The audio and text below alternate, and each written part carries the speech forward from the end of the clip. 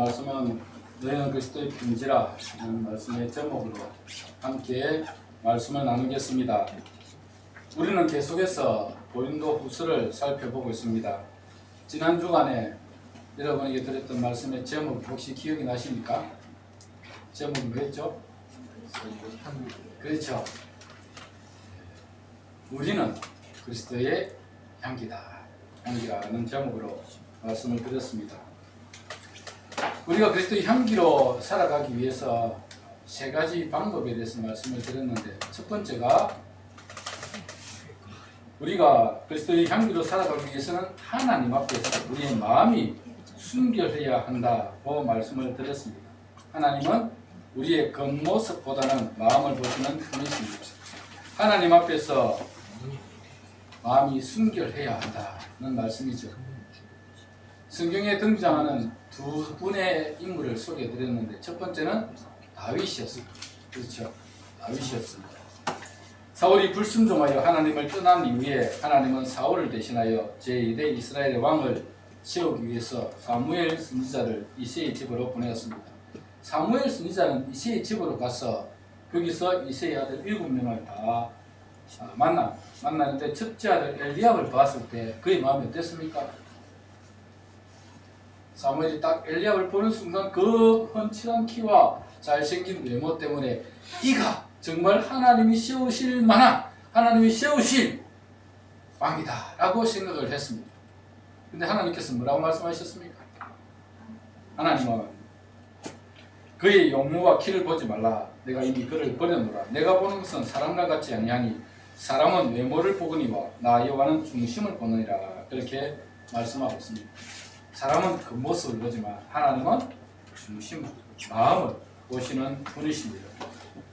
그의 마음이 얼마나 하나님 앞에서 정직하고 순결했는지를 볼 수 있습니다. 다윗이 실수할 때도 있었죠. 바세바, 목욕하는 바세바를 보고 끌어들여 간음을 행하고, 그의 충성스러운 신하 우리아, 바세바의 남편이었던 우리아를 전쟁터 깊숙이 보내서 죽게 하여서 자기의 죄를 덮으려고 했습니다. 다 숨겨질 줄 알았는데, 아무도 모를 줄 알았는데 하나님께서 나단 선지자를 보내서 책망하죠. 나단 선지자의 책망을 듣고 다윗이 어떻게 했습니까? 하나님 앞에 나아가 자복하고 회개했습니다. 그래서 그때 지은 시가 시편 몇 편? 51편. 51편. 시편 51편을 보면 다윗이 바세바와 동침한 이후에 나단 선지자가 그에게 찾아왔을 때 지었던 시가 시편 51편입니다.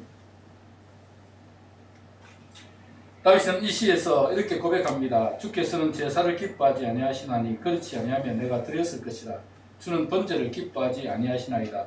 하나님께서 구하시는 제사는 상한 심령이라. 하나님이여 상하고 통회하는 마음을 주께서 멸시하지 아니하시리다. 여러분, 하나님께서 제사를 기뻐하셨으면 하나님 앞에 제사를 드렸을 것입니다. 그런데 하나님께서 더 원하시는 것은 뭐라고요? 상하고 통회하는 마음입니다. 정말 죄를 지었으면 하나님 앞에 가슴을 찢고, 하나님 제가 잘못했습니다. 저희 죄를 용서해 주옵소서. 가슴을 찢고 통회하며 회개하는 그 마음을 하나님께서는 기쁘게 받으신다는 것입니다. 우리가 혹시 실수하고 죄를 지었을지라도 우리 하나님은 형식적인 제사나 예물을 기뻐하는 것이 아니라 정말 마음으로 통회하고 자복하여 하나님 앞에 상한 심령으로 나아가는 것입니다. 그것을 하나님이 기뻐하십니다. 하나님은 우리의 외적인 모습보다 우리의 마음을 보시는 분이십니다. 또 한 분을 더 소개해드렸습니다. 누구겠죠? 욥이었죠. 욥기 1장 1절에 보면 우스 땅에 욥이라 불리는 사람이 있었는데 그 사람은 온전하고 정직하여 하나님을 경외하며 악에서 떠난 자다. 그렇게 말씀합니다. 얼마나 그의 마음이 하나님께 향해 있었으며 온전하고 정직하여 하나님을 경외하며 악에서 떠난 자였다. 욥의 일상이 얼마나 순결했는지를 보여주는 말씀이 있죠. 제가 읽어드리겠습니다. 그의 아들들이 자기 생일에 각각 자기 집에서 잔치를 베풀고 그의 누이 3명도 청하여 함께 먹고 마시더라. 그들이 차례대로 잔치를 끝내면 욥이 그들을 불러다가 성결하게 돼 아침에 일어나서 그들의 명수대로 번제를 드렸으니 이는 욥이 말하기를 혹시 내 아들들이 죄를 범하여 마음으로 하나님을 욕되게 하였을까 함이라. 욥의 행위가 항상 이러하였더라. 욥은 항상 여러분 하나님 앞에서 이 본문에도 보면 욥의 아들들이 잔치를 했는데 잔치를 하고 나면 그 다음에 욥의 아들들 자녀들을 하나씩 다 불러서 번제를 드렸습니다. 왜요? 혹시 그 잔치를 하는 동안에 마음으로라도 하나님께 죄를 지었을까? 그런 마음이 있었기 때문에 자녀들 불러서 번제를 드렸고 욥의 행위가 항상 이러하였구나 그렇게 말씀하고 있습니다. 그렇기 때문에 하나님은 욥이 자랑스럽습니다. 자랑하고 싶습니다. 그래서 누구한테 자랑했죠? 사탄에게 자랑했습니다. 사탄에게 네가 세상을 두루 다녀 보았느냐? 욥과 같이 정직하고 순전하여 악에서 떠난 자를 네가 본 적이 있느냐? 그렇게 물었습니다. 욥처럼 악에서 떠나고 정직한 그런 사람을 본 적이 없다고 하면서 욥을 칭찬했습니다. 그런데 사탄은 하나님께 한 가지 질문을 던졌죠. 하나님, 왜 욥이 그렇게 하나님 잘 섬기고 말씀대로 순종하며 사는지 아십니까? 그건 하나님이 복을 그리 많이 주셨는데 10명의 자녀 주셨지요. 그 많은 재물들 하나님이 주셨는데 그렇게 많이 주셨는데 하나님 잘 안 섬길 사람이 누가 있습니까? 그러는 거. 그때 하나님께서 뭐라고 말씀하셨습니까? 그렇다면 욥에게 있는 모든 것을 너에게 다 맡기겠다. 네 마음대로 해봐라. 그래서 사탄이 가서 욥에게 있는 것 다 뺏어가지고 10명의 자녀들이 하루아침에 다 죽습니다. 잔치하려고 모여서 한 집에 있었는데 태풍이 불어와가지고 그 기둥을 치니까 집이 와르르 무너졌습니다. 무너지니까 10명의 자녀들이 한꺼번에 다 죽었습니다. 그 많던 재물들, 가축들 다 빼앗겼죠. 옆에 있는 민족들이 와서 다 빼앗아가고 또 천재지변으로 다 죽고 남은 게 하나도 없었습니다. 10명의 자녀 다 죽었지요. 재물 다 사라졌지요. 그러면 우리는 어떻게 하겠습니까? 왜 아이 하나만 죽어도 여러분 우리가 얼마나 가슴이 아프겠습니까? 그런데 10명의 자녀들 다 죽었습니다. 가진 재물 다 사라졌습니다. 그러면 우리는 아마 저 같았으면 하나님 원망이 아니라 하나님께 대들었을 것입니다. 왜 하나님 저에게 이렇게 이런 시를 주십니까? 대들었을 것입니다. 그런데 욥은 그의 입술로 범죄하지 아니했습니다. 뭐라고 말씀했습니까? 욥이 주시니도 여호와시니 가져가시니도 여호와시니 여호와 이름이 찬송을 받으실지니이다. 아멘. 주신 분도 하나님이시고 가져가신 분도 하나님이시니 하나님이 찬송을 받는 것은 당연합니다. 그렇게 말씀하고 있습니다. 그래서 하나님은 욥이 자랑스러웠어요. 또 사탄에게 자랑하죠. 내가 내 종 욥을 주의하여 보았느냐? 그와 같이 온전하고 정직하여 하나님을 경외하며 악에서 떠난 자가 세상에 없느니라. 내가 나를 충동하여 까닭없이 그를 치게 하였어도 그가 여전히 자기의 온전함을 굳게 지켰는다. 무의 없이 가진 재산 또 자녀들 다 죽었지만 까닭없이 그를 충돌했지만 그는 그의 순전함을 지켰다. 그렇게 말씀하고 있습니다. 욥의 마음은 언제나 한결같았습니다. 우리가 하나님께 복을 받을 때는 하나님께 순종하며 살다가 물질이 사라지고 어려움이 찾아오면 하나님 원망하고 하나님께 대항한다면 과연 우리의 믿음은 진실한 믿음인지를 한 번쯤 생각해 보아야 한다는 것입니다. 우리가 복을 받아 잘 될 때는 하나님 잘 섬기다가 어려움이 찾아오고 힘든 일이 찾아오면 거역하고 악을 행한다면 우리는 그리스도의 향기를 나타낼 수가 없을 것입니다.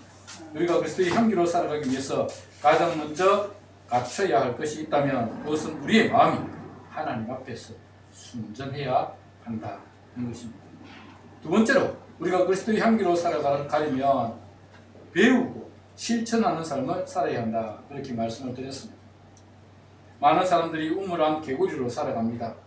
우리가 아는 것이 전부인 줄 알고 그 좁은 식견이 전부인 것처럼 고집을 부리며 살아가는 사람들이 많이 있습니다. 소위 말하는 똥고집이죠. 똥고집 부리는 사람들 참 많습니다. 다른 사람의 의견이나 말 따위는 받아들이려 하지 않고 자신이 아는 좁은 식견이 식견이 정답인 줄 알고 고집을 부리는 사람들이 많다는 것입니다. 그러나 세상은 우리가 아는 것보다 훨씬 넓고 많은 정보들이 있습니다. 우리가 아는 것이 정답이 아닐 확률이 훨씬 높다는 것입니다. 저에게는 신념이 하나 있습니다. 세상을 살아가면서 가진 신념입니다. 그게 뭐냐면 인생은 정답이 없다. 우리는 각자에게 주신 삶의 터전에서 그 주신 환경에서 최선을 다해 살아갑니다. 이것이 하나님께서 우리에게 주신 인생입니다. 그렇게 살아가는 것이 인생을 잘 살아가는 길이다 라는 신념을 가지고 있습니다. 왜냐하면 여러분 다 달라요. 똑같은 일이지만 환경에 따라서 다 다르고 받는 사람도 다 다릅니다. 인생 정답이 있습니까 여러분? 제가 살아보는데 인생 정답이 없더라고요. 다만 우리에게 주신 그날의 일에 최선을 다해 살아가면 그것이 하나님 앞에서 잘 살아가는 길입니다. 아멘. 그렇게 최선을 다해 주어진 삶을 살아가다 보면 기쁨도 있고 행복도 있고 즐거움도 있는 것입니다. 사랑하는 여러분, 여러분들이 아는 것이 전부라고 생각해서는 안 됩니다. 세상은 여러분이 아는 것보다 훨씬 넓고 다양합니다. 그래서 성경은 우리를 향해서 항상 배울 것을 권고하고 있습니다. 디모데후서 3장 13절에서 15절 보시면 바울이 믿음의 아들 디모데에게 이렇게 말씀합니다. 악한 사람들과 속이는 자들은 항상 악하여져서 속이기도 하고 속기도 하나니 그러나 너는 배우고 확신한 일에 거하라. 너는 내가 누구에게서 배운 것을 알며 또 어려서부터 성경을 알았나니 성경은 능히 너로 하여금 그리스도 예수 안에 있는 믿음으로 말미암아 구원에 이르는 지혜가 있게 하느니라. 아멘. 그렇습니다. 우리는 항상 배우는 자세를 가져요. 여러분이 매일 성경을 읽으면 그곳에서 하나님의 지혜를 배우게 됩니다. 여러분이 주일마다 교회에 와서 말씀을 들으면 세상을 살아가는 지혜와 능력을 갖출 수 있습니다. 여러분이 학교와 사회에서 배우는 일들이 여러분이 살아가는데 꼭 필요한 정보가 되는 것입니다. 여러분들이 사람과의 관계에서 배우는 인간관계학은 여러분이 살아가는 세상에서 사람들을 기쁘게 해주고 여러분이 속한 사회에서 좋은 영향력을 끼치게 될 것입니다. 여러분은 주님 부르시는 그날까지 배우는 일을 놓지 마시고 배운 대로 실천하는 삶을 살아가시길 바랍니다. 아멘. 세 번째로 우리가 그리스도의 향기로 살아가기 위해서는 내가 죽고 내 안에 그리스도가 살아 있어야 한다 라고 말씀을 드렸습니다.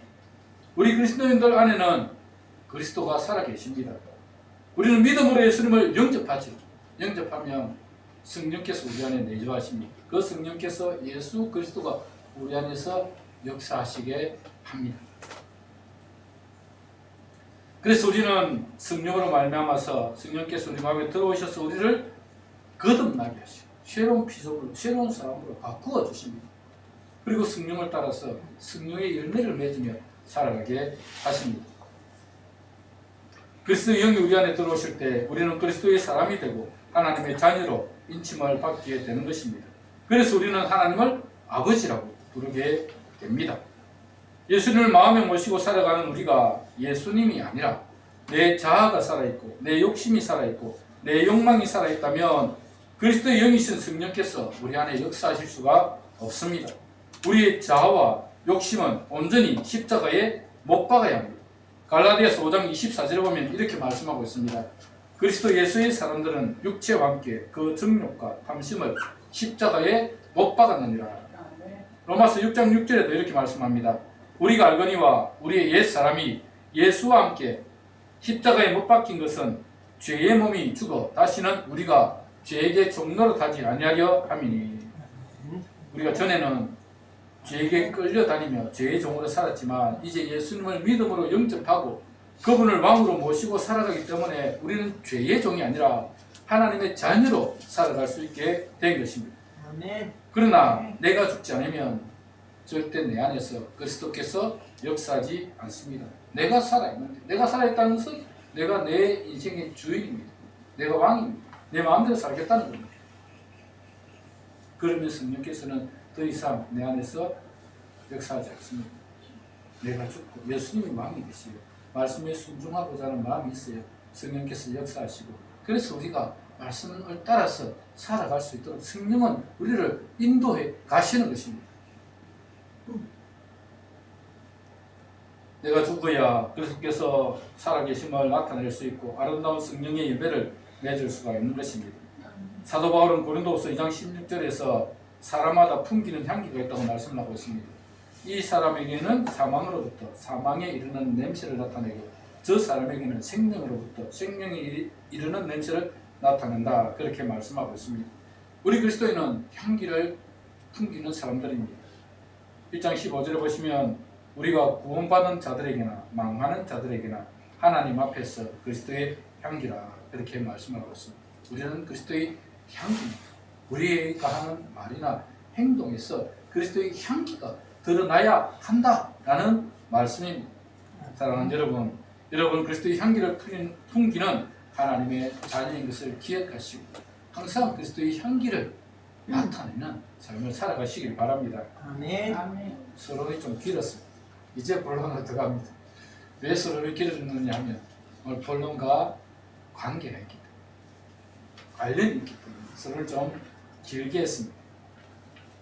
오늘은 너희는 그리스도의 편지라는 제목으로 함께 말씀을 나누겠는데 지난 시간의 제목은 우리는 그리스도의 향기다 그렇게 말씀하고 있죠. 그런데 오늘 본문에는 너희는 그리스도의 편지다 이렇게 말씀을 하고 있습니다. 사도 바울은 1장에서는 우리라는 단어를 사용해서 우리는 그리스도의 향기다 그렇게 했고 2장을 넘어오면서 너희는 그리스도의 편지다 그렇게 말씀하고 있습니다.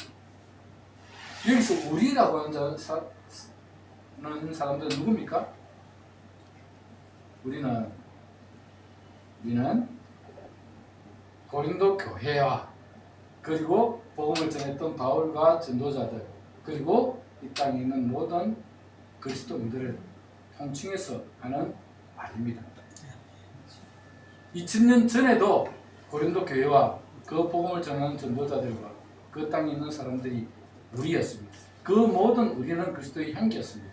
그런데 오늘 우리가 고린도후서를 읽으면서도 우리는 그리스도의 향기입니다 라고 이야기를 합니다.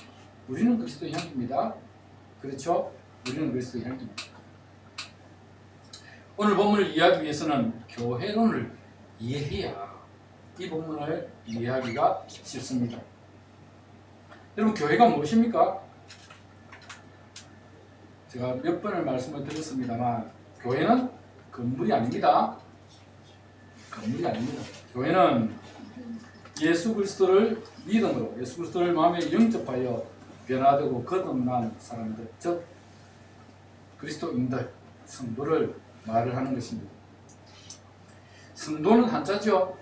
성도의 뜻이 뭡니까? 거룩할 성자에 무리 도자 거룩한 무리 성도입니다.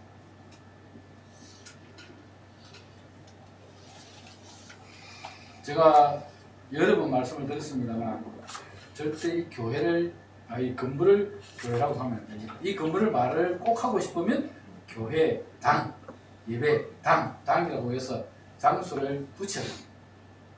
그래야 건물이 됩니다. 교회는 우리입니다. 에클레시아입니다. 헬라어로 에클레시아죠. 우리를 세상 밖으로 부르셨다는 것입니다. 에크는 밖으로, 칼레오는 부르다는 뜻입니다. 에클레시아, 우리를 세상 밖으로 부르셨다. 이게 에클레시아가 교회입니다.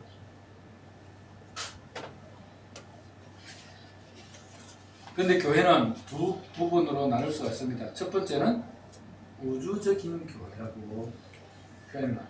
우주적인 교회. 영어로는 Universal Church인데 이 Universal Church라고 하는 것은 예수 그리스도를 믿음으로 영접하고 그분의 말씀에 순종하며 살아가는 이 세상의 모든 성도들 예수님이 머리가 되시고 우리는 그 지체가 되는 모든 성도들 다 통틀어서 Universal Church 구원받은 하나님의 자녀를 말을 할 때 Universal Church라고 그렇게 부릅니다. 우리 모두는 그리스도의 향기를 풍기며 살아가는 우주적인 교회입니다. 그래서 1장에 나오는 우리라고 할 때 이 유니버셜 처치 예수 그리스도께서 머리가 되시고 우리 그 몸의 지체가 되는 우리 모두가 바로 이 우리입니다. 그런데 유니버셜 처치 말고 또 다른 교회가 있습니다. 로컬 처치라고 그렇게 이야기합니다. 로컬 처치는 각 지역마다 있는 교회입니다. 2000년 전에는 고린도 교회, 에베소 교회, 로마 교회 이런 교회들이 있었습니다. 그 지역에 있는 지명을 붙여서 에베소, 스무나, 두아디라, 로마 이런 교회들을 세웠습니다. 그게 로컬 처치입니다. 초대교회는 대부분이 이 지역의 이름을 사용하여 교회 이름을 붙였습니다. 지금도 대부분 그렇죠. 지금 우리 한국에 예를 들어 봅시다. 부산교회가 있을까요? 있습니다. 부산교회 있고 동네 교회가 있을까요? 있습니다. 온천교회가 있을까요? 있습니다. 미남교회가 있을까요? 있습니다. 예, 그 지역의 이름을 따서 그렇게 교회의 이름을 붙입니다. 로컬 처치라고 부릅니다. 그러나 교회가 많아지면서 같은 이름을 사용할 수 없으니까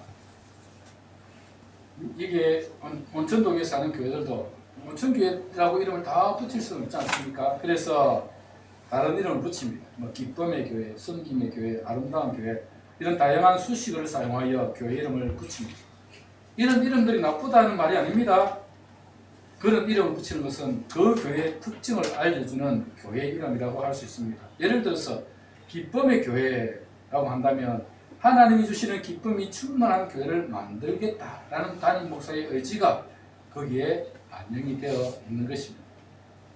저도 교회를 이끌어가면서 우리가 어떤 교회가 되어야 할까, 어떤 교회를 최우선의 목적을 두고 세워야 될까 그런 고민들을 많이 했었습니다. 그런 담임 목사의 권해가 교회 이름에 담겨 있는 것입니다. 그러나 제가 말씀드리는 것은 초대교회부터 각 지역의 이름을 사용하여 교회 이름을 짓는 것은 우주적인 교회도 있지만 지역교회도 존재한다는 것입니다. 지역교회도 역시 우주적인 교회처럼 그리스도 예수님을 믿음으로 영접한 거듭난 하나님의 자녀들이 모여있는 공동체입니다. 그러나 우주적인 교회에 비해서 지역교회는 많은 문제가 생길 수 있습니다. 고린도 교회만 봐도 그렇지 않습니까? 고린도 교회가 얼마나 많은 문제를 가진 교회였습니까? 우리가 지난해에 고린도 전서를 살펴보았는데 참 많은 문제가 있었죠. 대표적으로 어떤 문제가 있었습니까? 바닥의 문제. 네 파로 나누었습니다. 바울파, 아볼로파, 게바파, 그리스도파 이렇게 파로 나누어져서 서로 알력 싸움을 하고 있었고 나누어져 있었습니다. 하나가 되어야 될 교회가 나누어진다. 이건 보통 문제가 아닙니다. 그뿐만 아니라 성도들 간에 생긴 이 갈등을 교회 안에서 해결하지 못하고 세상 법정에 고소하는 일들도 있었죠. 여러분 우리가 성경에 보면 고린도전서에 보면 우리가 장차 세상을 판단하고 심판해야 될 자들인데 세상이 판단을 받겠다고 세상 법정에 고소하고 세상 법정에 고소해서 성도들 간에 마음이 상하고 성도들 간에 그렇게 그런 문제 때문에 다투고 싸우고 그렇게 해서는 안 됩니다. 제가 뭐라고 했습니까? 혹시 마음이 상하더라도 그냥 내가 손해보고 말지 하는 게 훨씬 유익합니다. 사실은 그런 문제가 안 생기도록 하는 것이 제일 좋고요. 혹시 문제가 생기면 세상 법정에 호소하면 결국은 교회가 욕을 먹고 결국은 하나님의 영광이 가려져. 결국은 우리에게 유익될 것이 하나도 없는 것입니다. 그뿐만 아니라 고린도 교회는 세상 사람들도 하지 않는 그런 죄를 지었죠. 무슨 죄입니까? 자기 아버지의 아내를 범하는 간음죄를 지었습니다. 아마 새엄마가 되겠죠. 새엄마와 간음을 하는 그런 일들이 일어났습니다. 지역교회들은 많은 문제들을 가지고 살아가지만 하나님이 주시는 지혜를 따라 그러한 문제들을 하나씩 지혜롭게 잘 해결해 나가는 은혜도 있습니다. 사람들이 살아가는 세상은 문제가 전혀 없을 수가 없습니다. 아무리 교회라요. 우리는 이런 문제들이 생기지 않도록 날마다 자신을 십자가에 못 박는 삶을 사는 것이고 자기를 비워가는 연습을 하는 것입니다. 이것을 우리가 뭐라고 표현한다고요? 성화. 우리는 잘 배워서 잘 알고 있습니다. 성화. 날마다 거룩을 향해서 달려갑니다. 내가 거룩해지기 위해서 날마다 나를 비워가야 되는 것입니다. 나를 십자가에 못 박아야 합니다. 내가 죽지 않으면 내 자아와 내 욕심이 죽지 않으면 교회 안에 갈등이 끊임없이 일어나게 되어 있습니다. 그래서 나를 죽여야 됩니다. 내가 죽어야 됩니다. 내 욕심이, 내 욕망이, 내 자아가 죽어야 십자가에 그걸 못 박아야 그래야 이런 분쟁이 일어나지 않는 것입니다. 우리는 천국 갈 때까지 이 승화의 과정은 날마다 걸어가는 것입니다. 날마다 나를 비워가는 것입니다. 내가 죽어야 되는 것입니다. 천국에서는 그럴 필요가 없죠. 왜요? 천국에 들어갈 때는 우리의 몸이 영화로운 몸으로 변화되기 때문에 이 연약한 육체로 가지 않습니다. 만일에 천국에서도 이 연약한 육체로 가서 또 제의욕을 받아서 넘어지고 죄짓고 천국에서도 살인이 일어나고 도둑질이 일어나고 그게 천국이 되겠습니까? 천국에서는 우리의 몸이 영화로운 변화되었습니다.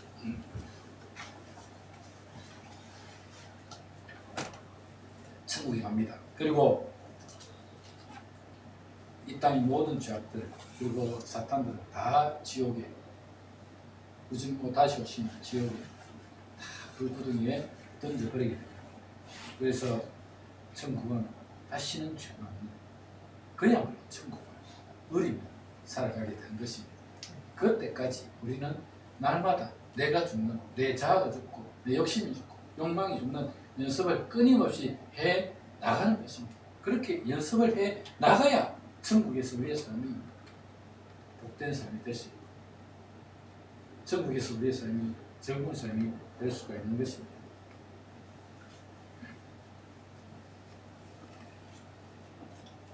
그리스도의 향기로 살아가는 우리는 우주적인 교회, 즉 예수 그리스도께서 머리가 되시고 그 몸에 붙어있는 우리 모두가 지체가 되는 성도들입니다. 그래서 우리는 그리스도의 향기입니다. 그러나 오늘 본문에는 우리는 그리스도의 편지다 이렇게 말씀하고 있지 않고 너희는 우리의 편지다 이렇게 말씀을 하고 있습니다. 오늘 본문 한번 보십시오. 2절에 보시면 너희는 우리의 편지다 그렇게 되어 있죠.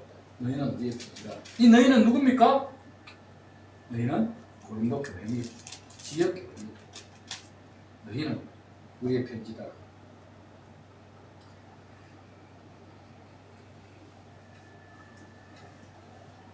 여기서 우리라고 하는 것과 너희라고 하는 것은 차이가 있음을 분명히 알겠죠. 우리는 우주적인 교회 전체 성도들을 가리키는 것이고 너희는 고린도 교회 로컬 처치 지역 교회를 가리키고 있는 것입니다.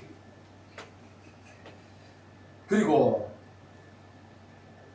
2절 말씀에 말씀하고 있는 대로 너희는 우리의 편지라 그렇게 말씀을 하고 있는데 이 우리는 누구죠?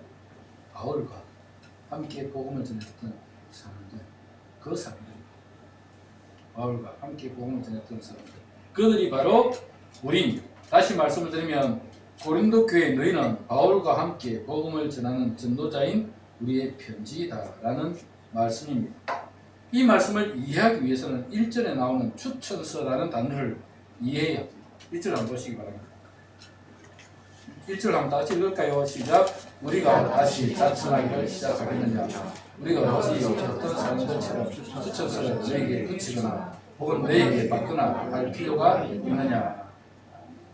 여기 보면 자천이라는 단어가 나오죠. 이 자천이라고 하는 단어는 무슨 뜻이죠? 스스로 추천한다 라는 말입니다. 스스로 추천한다. 자, 우리가 다시 스스로 추천할 필요가 있겠는가 라는 말입니다. 추천할 필요가 없다는 말이죠. 그리고 그 다음에 우리가 어떤 사람들처럼 추천서를 너에게 붙이거나 혹은 너에게 받거나 할 필요가 있겠는가 그렇게 말씀을 하고 있습니다. 그러니까 스스로 추천서를 쓸 필요도 없고 누군가 다른 사람으로부터 추천서를 받아서 너에게 가져갈 필요도 없다라는 말입니다. 여기서 추천서라는 말이 뭔지 알고 계시죠? 그 사람을 인정한다는 의미에서 써주는 문서입니다. 2000년 전에는 지금처럼 스마트폰이 없었습니다. 그래서 그 사람이 신실한 하나님의 사람인지를 검색할 수가 없었습니다. 또 지금처럼 확실한 신분증을 가지고 있지도 않았습니다. 그리고 신분증이 있다 해도 그걸 위조할 가능성도 굉장히 많았습니다. 지금은 위조를 방조하기 위해서 다양한 방법으로 신분증을 만듭니다. 제가 지난주에 운전면허증이 다 돼서 갱신할 때가 되어서 가서 운전면허를 다시 적성검사를 하고 운전면허증을 발급받았습니다. 요즘에 가보니까 많이 좋아졌더라고요. 운전면허증 앞면에는 한글로 되어 있고 뒷면에는 영어로 기재할 수 있도록 5,000원만 주면 기재를 해주더라고요. 뒷면에 영어로 되어 있고 또 요즘은 스마트폰에 이 운전면허증을 넣어서 다닐 수가 있습니다. 그래서 앱 다운받아서 스마트폰에서 이 운전면허증을 그렇게 볼 수가 있게 해놓았습니다. 그런데 또 이 한편으로는 운전면허증을 받아보니까 위조를 방조하기 위해서 다양한 색깔과 빛을 넣어놨다는 생각도 들었습니다. 훨씬 이전보다 반짝반짝합니다. 한번 받아보시면 반짝반짝해. 복제를 할 수 없도록 다양한 색깔과 빛을 넣었습니다. 오늘날에는 이처럼 위조를 방지하는 다양한 기능을 가진 신분증이 있고 또 그 사람이 학위와 자격증을 인정하는 증명서를 발급합니다. 그런데 2000년 전에는 이런 신분증이나 자격증을 발급하기가 쉽지 않았습니다. 그래서 사람들을 믿는 일이 쉽지 않았습니다. 사람들을 신뢰하기가 어려웠기 때문에 추천서를 명망 있는 분들의 추천서를 받아서 가지고 가면 그 추천서를 보고 이 사람은 믿을 만한 사람이구나 라는 것을 알게 되었습니다. 교회에서도 순례 전도자들이 굉장히 많았습니다. 그 순례 전도자들이 어떤 교회에 왔습니다. 예를 들어서 고린도 교회에 왔다고 칩시다. 고린도 교회 순례 전도자들이 왔는데 이 사람이 정말 믿을 만한 사람인지 이 사람의 복음이 확실한 건지 또 그 잘못된 것은 아닌지 그렇게 판별할 수가 없었습니다. 그때에 추천서를 가지고 예를 들면 예루살렘 교회 베드로의 추천서를 가지고 온다든지 요한의 추천서를 가지고 온다든지 하면 이 사람 정말 믿을 만한 사람이구나. 아니면 바울의 추천서를 가지고 오면 믿을 만한 사람이구나 라는 것을 알게 됩니다. 그런데 오늘 본문 1절에서 보면 바울이 스스로 추천서를 만들 필요가 없다고 말씀합니다. 그리고 누군가로부터 추천서를 가지고 다닐 필요도 없다고 말씀하고 있습니다. 왜냐하면 너희 누구라고요? 고린도 교회. 너희가 우리의 추천서이고 편지이기 때문이다 라는 것입니다. 그렇지 않습니까? 고린도 교회는 바울이 제2차 선교 여행 때 세운 교회입니다. 바울과 함께 다니던 전도자들이 고린도 지역에서 열심히 복음을 전하여 세운 교회가 고린도 교회였습니다. 바울은 고린도 지역에 약 2년간 머물면서 교회를 세우고 말씀을 가르쳤습니다. 그 고린도 교회가 바울의 편지이고 추천서입니다. 2절을 한번 보십시오. 너희는 우리의 편지라 우리 마음에 썼고 무 사람이 알고 읽는 바라. 바울의 마음에 기록된 편지가 바로 고린도 교회였습니다. 그래서 바울의 마음에는 이 고린도 교회가 바울이 세웠던 이 고린도 교회가 그들 교회에서는 바로 추천수가 되는 것입니다. 그리고 이 일들은 무 사람이 이미 알고 있는 바이다 그렇게 말씀을 하고 있습니다. 바울은 고린도 교회가 자신들의 편지이고 추천서이기 때문에 더 이상 다른 추천서가 필요 없다는 것입니다. 다른 편지가 필요 없다는 것입니다. 그런데 이 고린도 교회는 바울의 편지일 뿐만 아니라 또한 그리스도의 편지이기도 하다라고 말씀합니다. 3절 한번 보십시오. 3절 보시면 이렇게 기록되어 있습니다. 너희는 우리로 말미암아 나타난 그리스도의 편지니 이는 먹으로 쓴 것이 아니요 오직 살아계신 하나님의 영으로 쓴 것이며 또 돌판에 쓴 것이 아니요 오직 육의 마음판에 쓴 것이라. 너희는 누구라고요? 고린도 교회죠. 우리로 말미암아 나타난 그리스도의 편지이다. 그리스도의 편지이다 라고 말씀하고 있습니다. 그렇습니다. 고린도 교회는 바울과 전도자들에 의해 세워진 교회지만 사실은 그의 마음에 예수님을 모시고 살아가는 그리스도의 편지입니다. 이 편지는 먹으로 쓴 것도 아니고 돌판에 새겨진 것도 아닙니다. 이 편지는 하나님의 영으로 쓴 것이며 우리의 마음판에 새겨진 편지입니다. 우리는 거듭난 하나님의 자녀들입니다.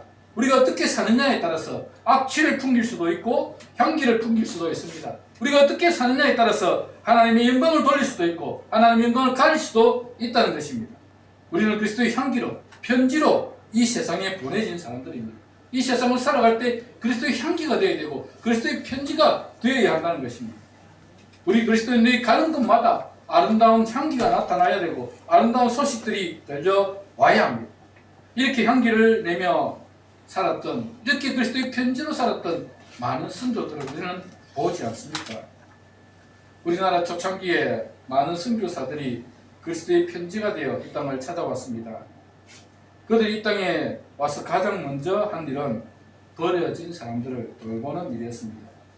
미국 북감리에서 파견된 어느 선교사 스크랜턴이 선교본부에 보낸 편지에 보면 이런 글이 쓰여 있습니다. 성문 밖 어느 곳을 가보든지 언제나 버려진 환자들은 수백 명씩 볼 수 있습니다. 그렇게 기록이 되어 있습니다. 당시 조선은 정말 가난한 나라였습니다. 자기 혼자 먹고 사는 일도 힘들었습니다. 그런데 누가 병이 들었다, 그 사람을 돌볼 수가 없습니다.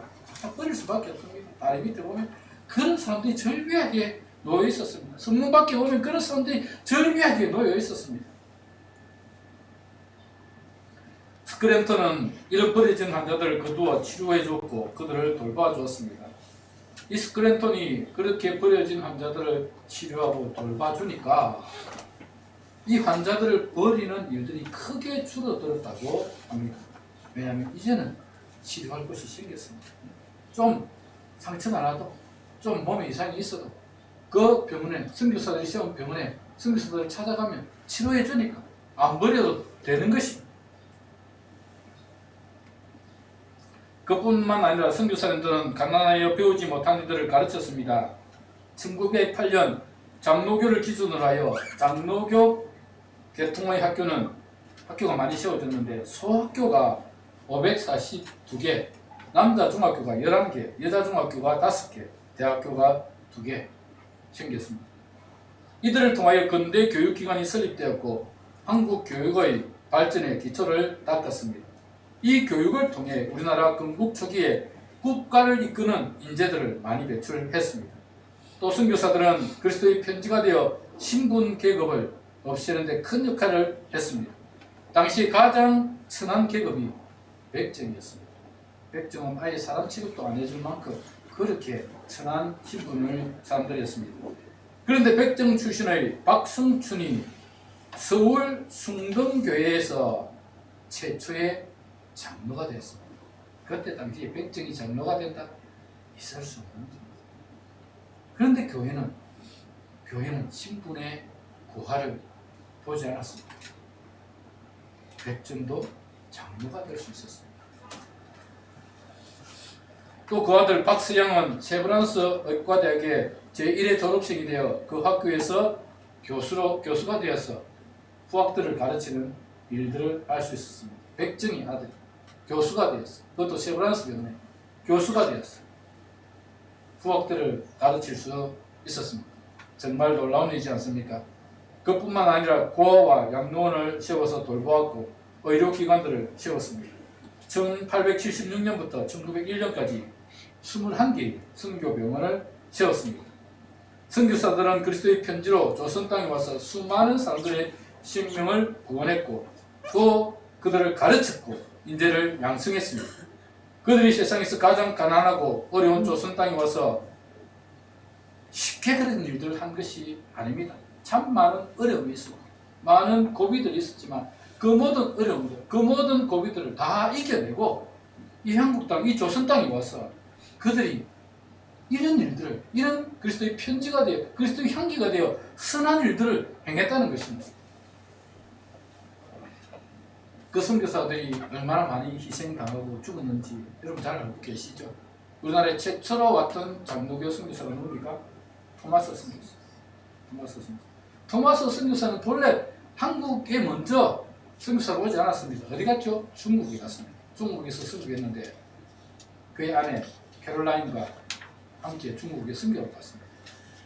그런데 중국에 선교하는 동안에 아이가 생겼어요. 캐롤라인 아이가 생겼습니다. 그런데 그곳에서 열악한 환경에서 아내가 먼저 세상을 떠납니다. 뱃속의 아이와 함께 세상을 떠납니다. 토마스 선교사가 참 마음이 아팠습니다. 그리고 자신도 선교의 제물이 되고 싶다. 나는 마음이 많이 들었습니다. 그런데 들려오는 소문이 조선 땅이 많아요. 조선 땅에 천주교 그 선교사들이 많이 죽임을 당한다더라 하는 소문을 들었어.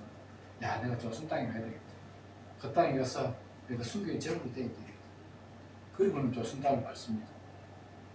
제너럴 쇼명호를 타고 대동강에 도착했을 때 그 땅에 시몬을 타고 있던 많은 외국인들과 함께 이 토마스 선교사도 대동강변에서 참수를 하니 목이 잘려서 순교를 합니다.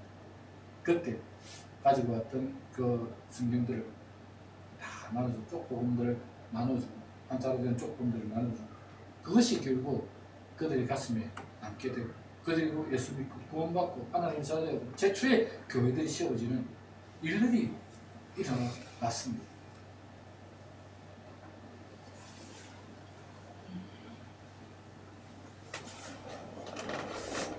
1893년에는 캐나다 출신의 맥켄지 선교사도 한국에 들어와서 방에도 소래 땅에서 선교 활동을 했습니다. 그런 동학군이 점령하고 일본군과 접전하는 극한 어둠의 현실 속에서 소래 사람들과 함께 남루한 한국 옷을 입고 농민들의 초라한 음식을 먹으면서 복음을 전했습니다. 여러분, 그 외국인 선교사가 한국 땅에 와서 그 추운데 한국 입는 그 삼배 옷을 입고 또 보리밥에 된장국 끓여서 먹고 살았습니다. 얼마나 그들이 힘들게 살았는지 모릅니다. 그렇게 죽도록 숨기다가 그분은 주님의 품으로 돌아갔습니다. 한국에 도착한 지 고작 559일, 사역지 소래에서 섬긴 지는 겨우 313일, 약 10개월 정도를 몇 차례 죽을 고비를 넘기면서도 쉬지 않고 사랑하고 전도하고 나누어졌습니다. 그는 그 소래 땅 벽촌에서 보리밥에 나물을 먹으며 한 칸의 초가집에서 멍석을 펴고 이와 변대에 느끼며 복음을 전하다가 죽었는데 그 죽음의 이유가 아사입니다. 잘 먹지 못했어. 너무 그 영양 있는 음식을 고기 같은 것을 먹지 못했어. 그래서 영양 실조로 그렇게 죽었습니다. 낯선 땅 조선에 와서 정말 힘들고 어렵게 살다 주님 품에 안겼습니다. 미국인 여자 선교사 중에 루비 캐드릭이라는 선교사님도 조선 땅에 복음을 전하러 왔습니다. 이 여자 선교사님도 24살의 젊은 나이에 조선에 온 지 1년도 채 안 돼서 순교를 합니다. 양화진에 있는 선교사 묘지에 그녀가 묻혀 있는데 그녀의 묘비에 이런 글이 쓰여 있습니다. 만일 내게 1000개의 삶이 주어진다면 그 모든 생명을 조선을 위해 바치리라. 그가 살았던 일생을 그 묘비에 그렇게 기록해 놓았습니다. 이 땅에 순교의 피를 뿌린 수많은 선교사님들의 수고와 헌신 덕분에 우리는 이렇게 좋은 환경에서 마음껏 찬양하며 예배하며 살 수 있습니다. 그리스도의 편지가 되어 자신을 희생했던 이들의 숭고한 희생과 사랑으로 열매가 맺어진 것입니다. 이제 우리가 이 복음을 들고 나가 전해야 그리고 전하고 있습니다. 지금 제일 많이 선교사를 보내는 나라가 누굴까요? 어느 나라일까요? 미국입니다. 그 다음 많이 보내는 나라가 한국입니다. 한국이 이런 복음의 빚을 졌기 때문에 이제 한국이 수많은 선교사들을 보내고 있습니다. 그런 선교사들이 가서 그 땅에서 막 팅가팅가 돌면서 막 좋은 거 누리면서 그렇게 선교 활동을 한다고 생각이 드십니까? 아니죠. 정말 어렵게 선교 활동을 하고 있습니다. 참 제가 가슴 아픈 일이 있는데 한 6개월 전에 우리 친구 목사님들과 모여서 같이 교제를 하고 있었는데 태국에 있는 선교사님 왔습니다. 그 친구도 함께 신학을 했던 87학번 동기인데 그 친구가 왔는데 그 아내가 이렇게 아파트에 버려져 있는 믹서기를 가지고 하나 주고 갔더라고요. 그리고 몇 가지 또 주고 갔는데 막 내가 믹서기를 주웠다고 하면서 막 기뻐하면서 한국은 이 멀쩡한 걸 왜 버리는지 모르겠다고 가서 쓰겠다고 그렇게 이야기를 하고 한국은 필요 없다고 버리는 것들, 선교사님들 그런 것들도 기해서 들고 가서 쓸 만큼 여러분 선교사님 정말 열악합니다. 한국에서 후원금을 보내주지 않으면 선교사님들은 거기서 굶어 죽을 수밖에 없습니다. 선교사님들 그곳에 장사를 할 수 있습니까? 못합니다. 장사하는 순간 복음의 문은 막힙니다. 다 터줘야 됩니다. 사랑으로 품어줘야 됩니다. 그렇기 때문에 선교사님들은 정말 힘들게 사역을 하고 있습니다. 제가 내일 태국에 가는데 바로 그 선교사님 한테 갑니다. 그 선교사님한테 가서 제가 가서 뭐 많이 해줄 수는 없고 돈도 많이 없어서 맛있는 밥이나 좀 사주고 격려하면서 그렇게 돌아올 계획입니다. 참 우리 선교사님들 여러분 쉽지 않습니다.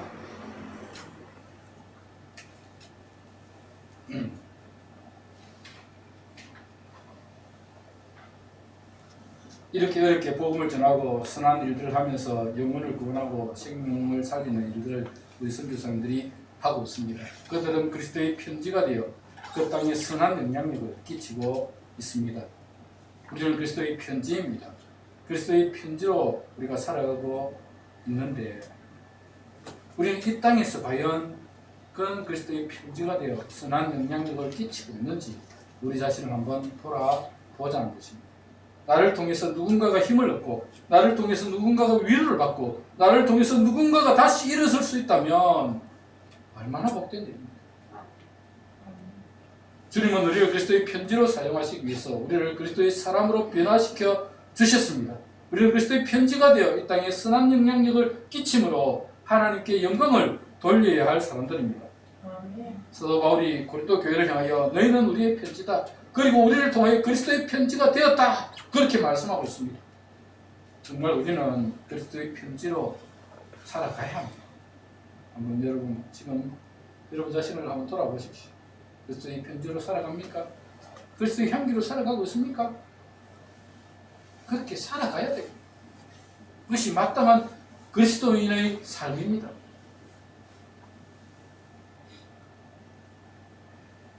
여러분 우리가 그리스도의 편지가 되어서 이 땅에서 선한 영향력을 끼치고 그리스도의 향기가 되어서 정말 향기로운 냄새를 풍기는 그런 우리의 삶이 되어야 됩니다.